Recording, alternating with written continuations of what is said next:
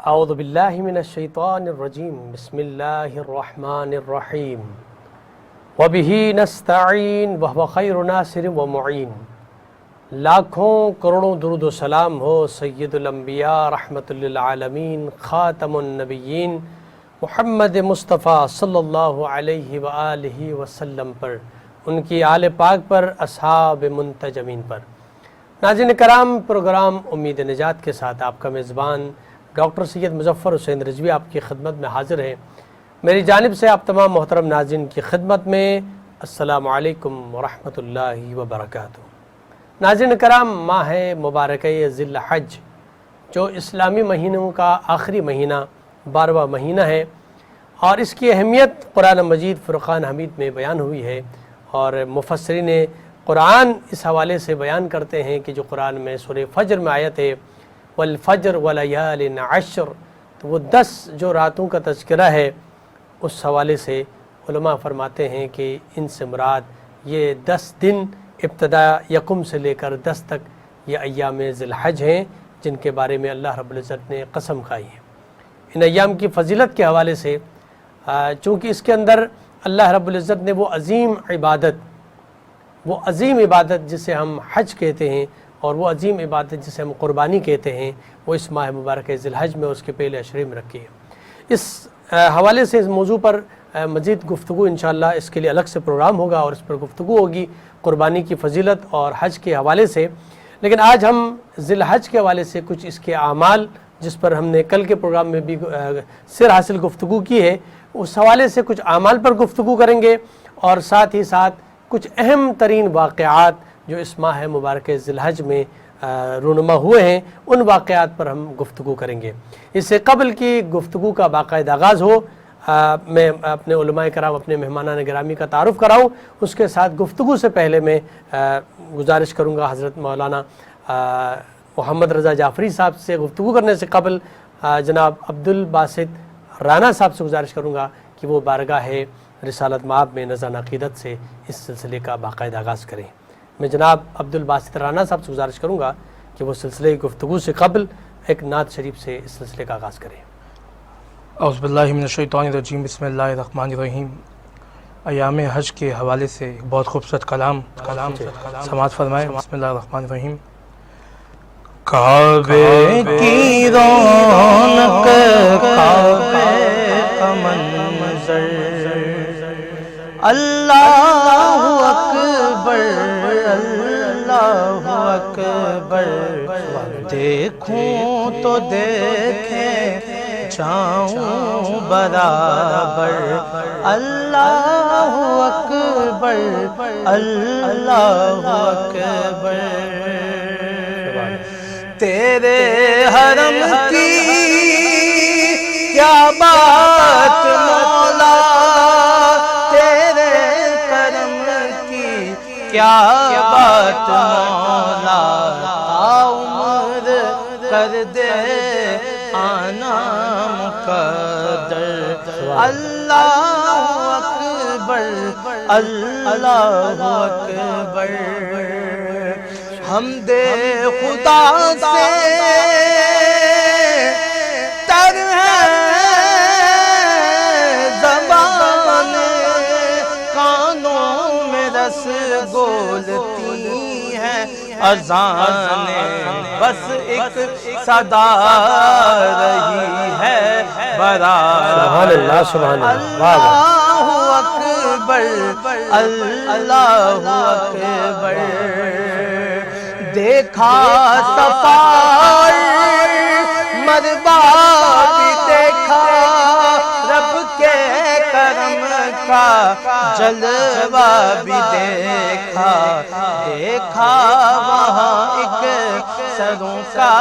سمندر، اللہ اکبر اللہ اکبر۔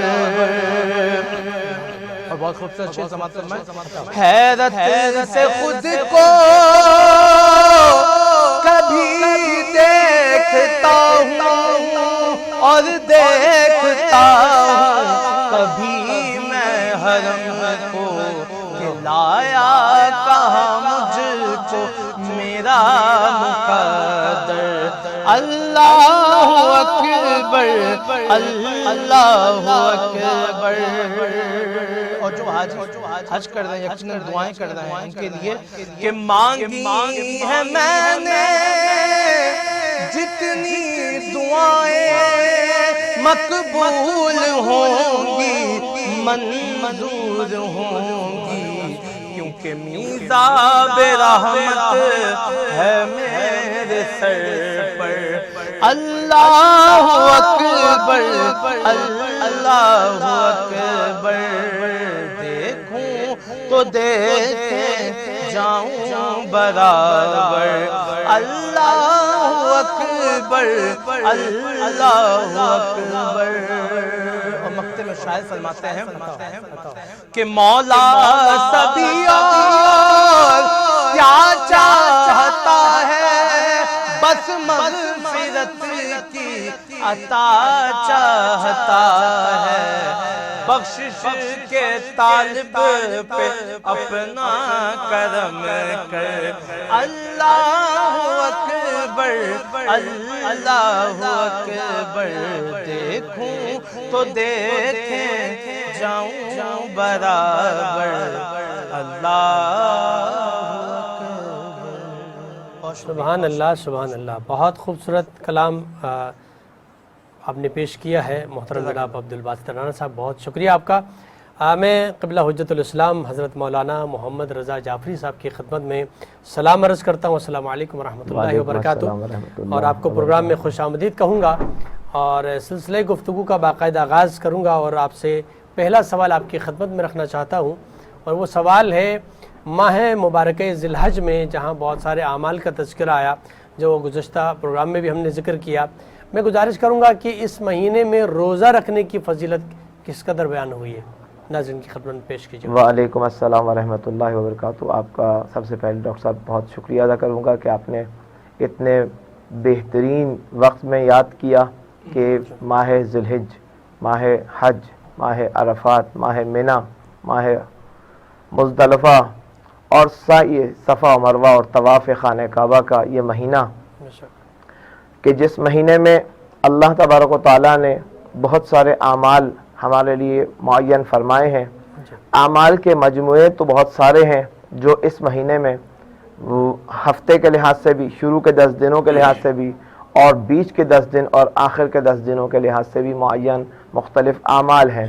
اور مناسبتیں بھی دہی اول میں، دہی ثانی میں اور پھر ثالث میں الگ الگ مناسبتیں موجود ہیں، جن میں سے سب سے افضل ترین 2 دن اس میں بیان کیے جاتے ہیں، ایک عرفہ کا دن اور ایک 18 ذی الحج کا دن۔ گو کہ اس کے علاوہ عید ذی الحج، عید قربان موجود ہے، اور آپ نے جب ماہ مبارک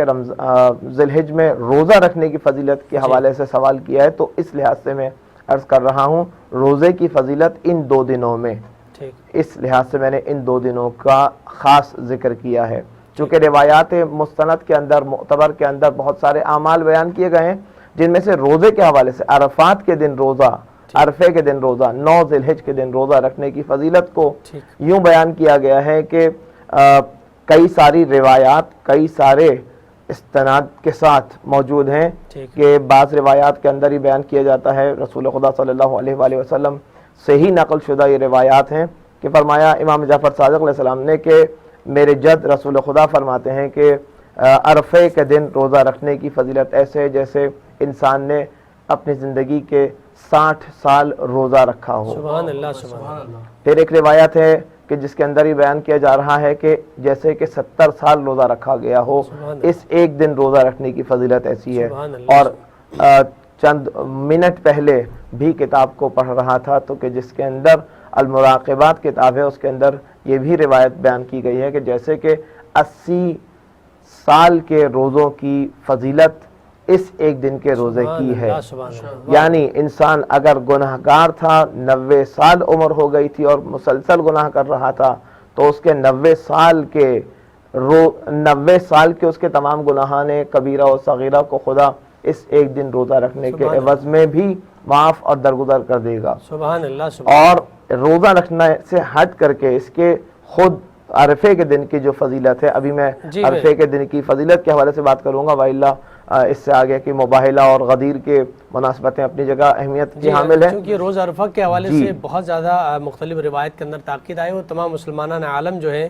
وہ اس دن کو بہت زیادہ اہمیت بھی دیتے ہیں اور اس میں روزہ بھی رکھتے ہیں اور دیگر اعمال بجا لاتے ہیں. اس دن کی فضیلت جو بیان ہوئی اس کے حوالے سے ذرا اس دن کی فضیلت کے حوالے سے تمام مسلمین کے لیے یہ حکم ہے کہ اپنے آپ، تمام مسلمین کے لیے حکم ہے کہ اپنے آپ کو کسی محترم جگہ پر، پھر اسی روایت کے اندر ہی بیان کیا ہے کہ وہ محترم جگہ یعنی عرفات کا میدان یا کربلا پہنچائے اور خدا کی بارگاہ میں راز و نیاز کرے. یعنی اگر ممکن ہے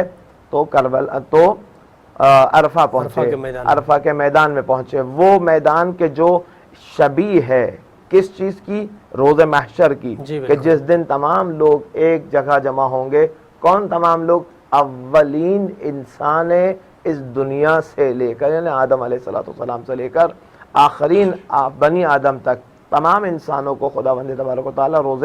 حشر میں، میدان حشر میں جو جمع کرے گا اور ان سے ان کے کیے ہوئے اعمال کی حساب جوئی کرے گا، ان سے سوالات کرے گا، ان کے حساب کتاب کو. اسی حوالے سے لوگوں کو کہا گیا ہے کہ عرفے کے دن عرفات کے میدان میں پہنچ کر خداوند تبارک و تعالیٰ کی بارگاہ میں اپنی زندگی میں کی ہوئی تمام خطاؤں کے مقابل میں اس طرح سے معافی مانگیں کہ اپنے آپ کو خدا کے بارگاہ میں حاضر جانیں کہ میں اب اگر میدان عرفات کے اندر پہنچ گیا ہوں تو اللہ تبارک و تعالیٰ کی بارگاہ میں پہنچ گیا ہوں، اور خداوند تبارک و تعالیٰ سے اپنے تمام گناہوں کی مغفرت بھی طلب کرے اور اس یقین کے ساتھ دعا مانگے کہ خدا وحدہ لا شریک اس کی تمام خطاؤں کو اس دن میں بخش رہا ہے، یقین کے ساتھ. یعنی خدا کی بخشش پر کسی طرح کا کوئی ڈاؤٹ، شک، شبہ ایجاد نہ ہو. اور جس کسی کے بارے میں بھی یہ بیان کیا جائے، یہ بیان کیا گیا کہ جس کسی نے بھی اگر خدا کی بخشش پر شک کیا تو ایسا ہے جیسے وہ ایمان سے خارج ہے. قبلہ ایک روایت میں پڑھ رہا تھا کہ روز عرفہ جو انسان عرفات کے میدان میں پہنچا ہے اور احرام کی حالت میں خدا کی بارگاہ میں جب وہ لبیک اللہم لبیک کی صدائیں بلند کرتے ہیں اس مقام پہ پہنچا، تو روایت میں پڑھ رہا تھا کہ اس دن کا سب سے بڑا گناہ فقط یہ سوچنا ہے کہ اللہ نے پتہ نہیں میری دعا قبول کی یا نہیں کی. اس دن یہ سوچنا سب سے بڑا گناہ ہے. اسی طرف یہ اشارہ ہے کہ اللہ کے وہ مخصوص بندے کہ جنہیں ہم اور آپ تمام کے تمام معصوم کہا کرتے ہیں، معصوم ائمہ، معصوم ہستیاں، جو ارشاد فرما رہی ہیں کہ اس دن کے حوالے سے شبہ نہ کرو کہ خداوند تبارک و تعالیٰ پتہ نہیں بخشے گا یا نہیں بخشے گا. نہیں، یقین رکھو کہ خداوند تبارک و تعالیٰ ہر انسان کو اس کی تمام طرح کی خطاؤں کو بخشے گا. اور اس یقین کے ساتھ جب انسان خدا کی بارگاہ میں دعا کرتا ہے تو اپنے مستقبل کے حوالے سے بھی اپنے تمام حواس کو جگا لیتا ہے کہ خدا نے اس سال تو مجھے موقع دے دیا عرفات کے میدان میں پہنچنے کا، یا عرفے کے دن اپنے گھر میں یا اپنے علاقے کے مسجد میں یا جامع مسجد میں جاگ کر دن میں خدا کی بارگاہ میں بیٹھ کر دونوں ہاتھ آسمان کی طرف بلند کر کے دعا اور مناجات اور توبہ اور استغفار طلب کرنے کے لیے یہ مہلت تو دے دی. نہ جانے اگلے سال اس وقت تک میں حیات ہوں یا نہیں. تو پھر خدائے وحدہ لا شریک کی بارگاہ میں جب تک زندگی گزارتا رہے گا اپنے آپ کو ہر طرح کے گناہ کبیرہ اور صغیرہ سے، نافرمانی خدا سے بچائے گا اور فرما برداری خدا میں لے کر آئے گا اور فرما برداری شیطان سے اپنے آپ کو ہمیشہ کے لیے باہر نکالنے کا عہد کرے گا. یقین اگر اس بات پر ہو کہ خدا ہر لمحے موجود ہے اور اسے نہ اونگ آتی ہے نہ نیند آتی ہے تو انسان کسی خطا کی طرف نہیں بڑھے گا. اچھا قبلہ، آپ کی خدمت میں یہ سوال رکھنا چاہوں گا کہ روز عرفہ یقیناً ایک بہت اہم ترین دن ہے اور بخشش کے لیے اس سے بہتر دن کوئی نہیں ہو سکتا کہ انسان اپنے گناہوں کو بخشوا سکے. میں آپ کی خدمت میں یہ سوال رکھنا چاہتا ہوں کہ اس دن کون سی ایسی خاص دعائیں نقل ہوئی ہیں کہ ان دعاؤں کو خدا کی بارگاہ میں پیش کرنا چاہیے؟ میں اس طرف آ رہا تھا کہ امام حسین علیہ السلام کی وہ دعا کہ جسے دعائے عرفہ امام حسین علیہ السلام کہا جاتا ہے، اور اب الحمدللہ معرفت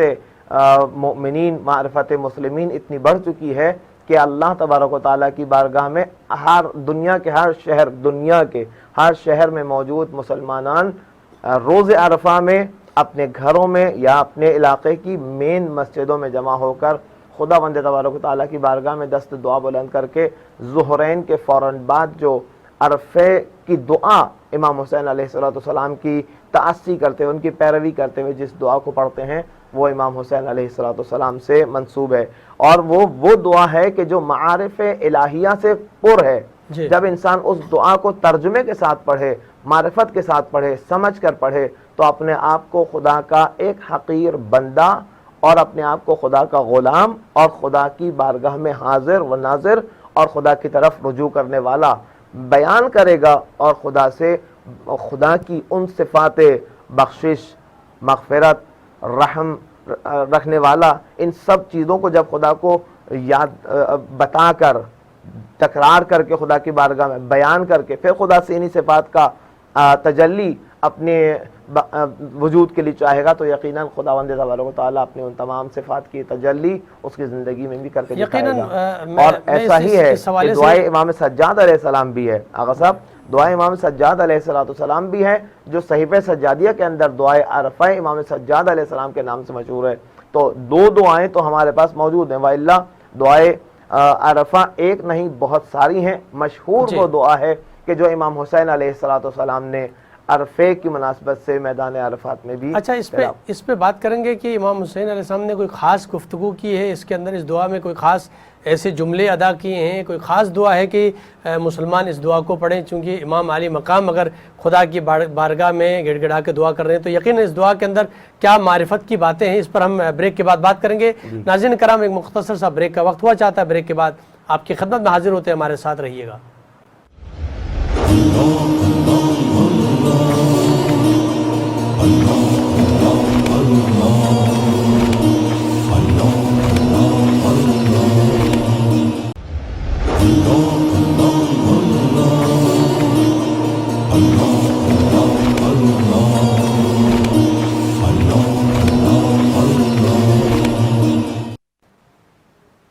ناظرین کرام، ایک بار پھر پروگرام امید نجات میں آپ کا خیر مقدم۔ گفتگو ہماری جاری ہے ذی الحج کی اہمیت اور اس کے اعمال کے حوالے سے، اور ہمارے ساتھ ممتاز مذہبی اسکالر حضرت مولانا محمد رضا جعفری صاحب تشریف فرما ہیں، اور ممتاز نعت خواں ہمارے ساتھ عبد الباسط رانا صاحب تشریف فرما ہیں۔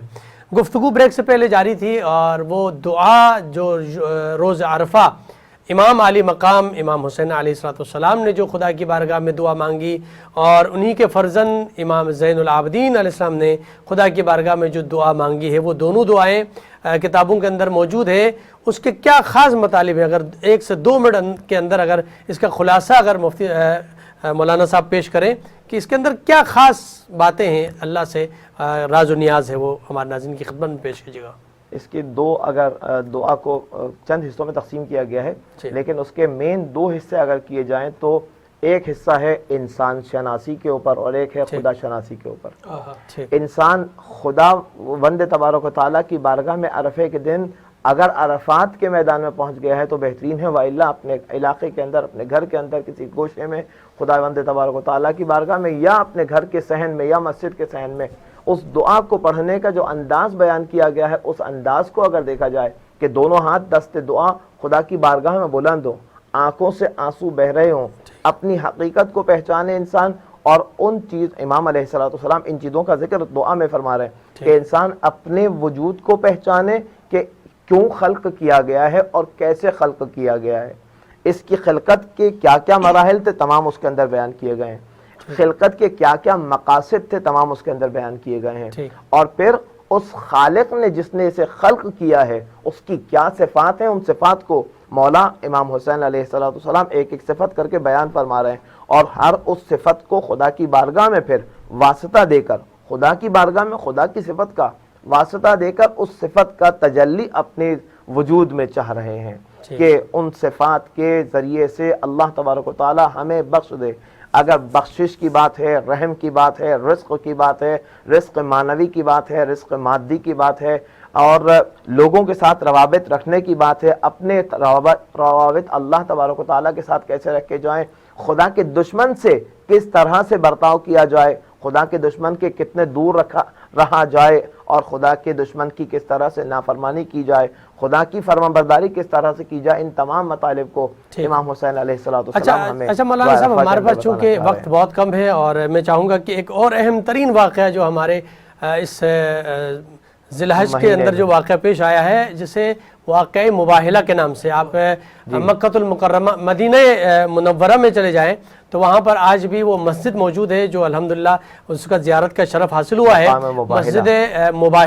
مباہلہ کے نام سے وہاں اس مقام پر مسجد بنائی گئی ہے، جہاں پر یہ ایک بہت بڑا واقعہ پیش آیا۔ اس حوالے سے ہمارے ناظرین کی خدمت میں پیش کیجیے گا، یہ 24 ذی الحج کا واقعہ ہے جی، 24 ذی الحج کا 10 ہجری کا یہ واقعہ جی، کہ اللہ تبارک و تعالیٰ کے رسول صلی اللہ علیہ وآلہ وسلم کی خدمت اقدس میں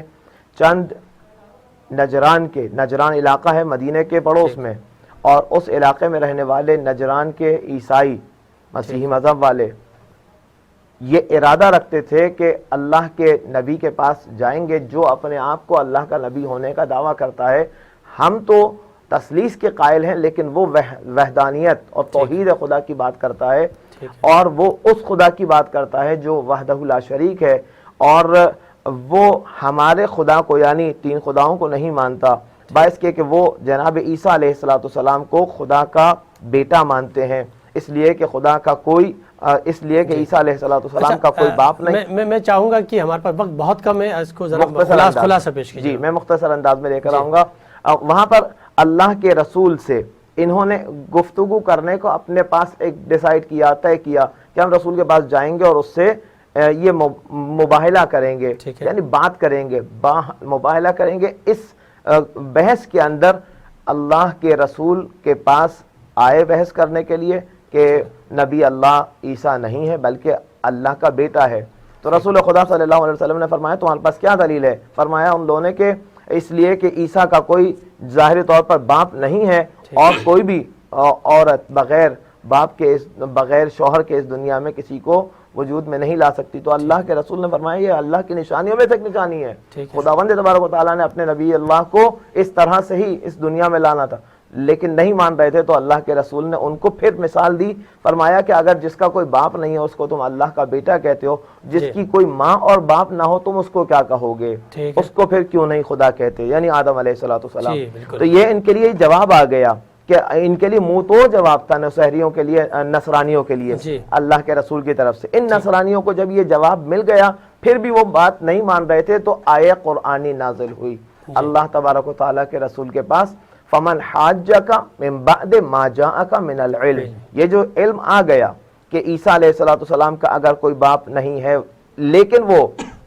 اللہ کا بیٹا نہیں ہے، اور اللہ اپنے حکمت سے کسی کو چاہے تو بغیر باپ کے اور کسی کو چاہے تو بغیر ماں اور باپ کے اس دنیا میں لا سکتا ہے، خلق کر سکتا ہے، اس بات کے ذریعے سے اب خدا کہہ رہا ہے رسول کے پاس آیت نازل کر کے کہ ان کو یہ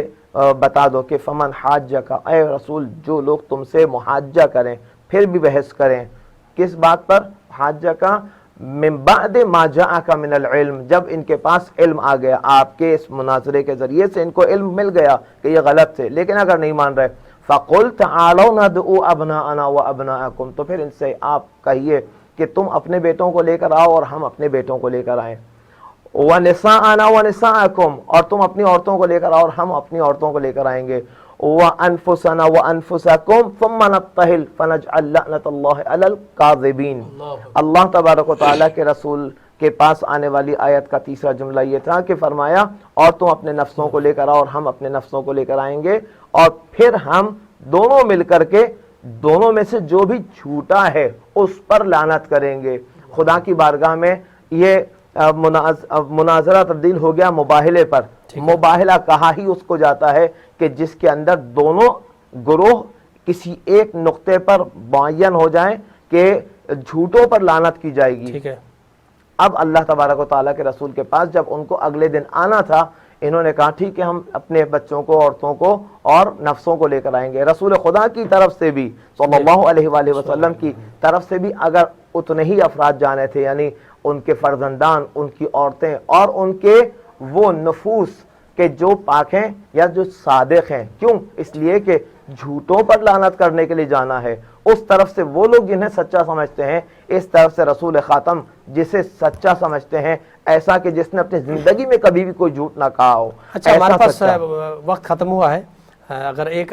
منٹ کے اندر اس کا میں مختصر کروں گا۔ ایسے لمحوں میں اللہ تبارک و تعالیٰ کے رسول نے ان لوگوں کو جمع کیا کہ اپنے فرزندان کے طور پر حسنین کو لے کر آئے، اپنے خواتین کے طور پر جناب بی بی سیدہ سلام اللہ علیہا کو لے کر آئے، اور نفس کے طور پر مولا کائنات کو جب یہاں سے لے کر آئے ہیں، آنے والے نصرانیوں کے سردار نے کہا کہ میں جن لوگوں کو دیکھ رہا ہوں، اگر یہ لوگ دست دعا بلند کریں ہم پر لعنت کرنے کے لیے، تو پھر ہمارا وجود اس کائنات سے ہمیشہ کے لیے مٹ جائے گا۔ یہ وہ لمحہ تھا کہ یہ فتح اسلام تھی، فتح مسلمین بغیر تلوار کے فتح مسلمین تھی، کہ جس میں فقط اور فقط ان کے وجود کو دیکھ کر ان کا بڑا اس بات کو تسلیم کرنے لگا کہ ہاں یہ وہی سچے ہیں کہ جن کی سچائی کی گواہی بھی خداوند تبارک و تعالیٰ نے دی ہے۔ بہت شکریہ، بہت شکریہ حجت الاسلام مولانا محمد رضا جعفری صاحب، آپ کا بہت بہت شکریہ۔ میں آخر میں پروگرام کے اختتام پر اب ڈاکٹر مظفر رضوی آپ سے اجازت چاہوں گا اور گزارش کروں گا جناب عبدالباسط رانا صاحب سے کہ اس کے پروگرام کے اختتام پر کوئی کلام پیش کریں۔ میں تو پنجتن کا غلام ہوں، میں تو پنجتن کا غلام ہوں، مجھے عشق ہے تو خدا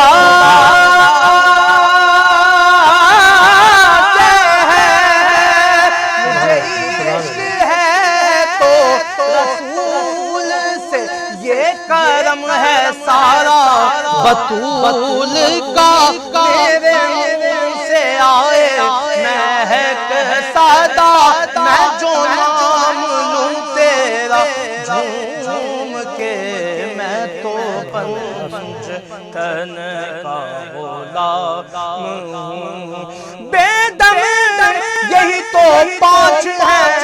مقصود کائنات، خیر النساء حسین و حسن مصطفیٰ علی، میں تو پنجتن کا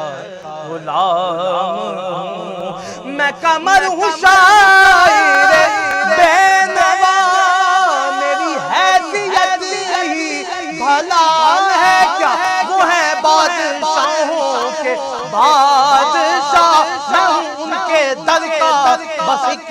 گدا، میرا پنجتن سے ہے واسطہ، میرا نسبتوں کا ہے سلسلہ، میں فقیر خیر الانام ہوں، میں تو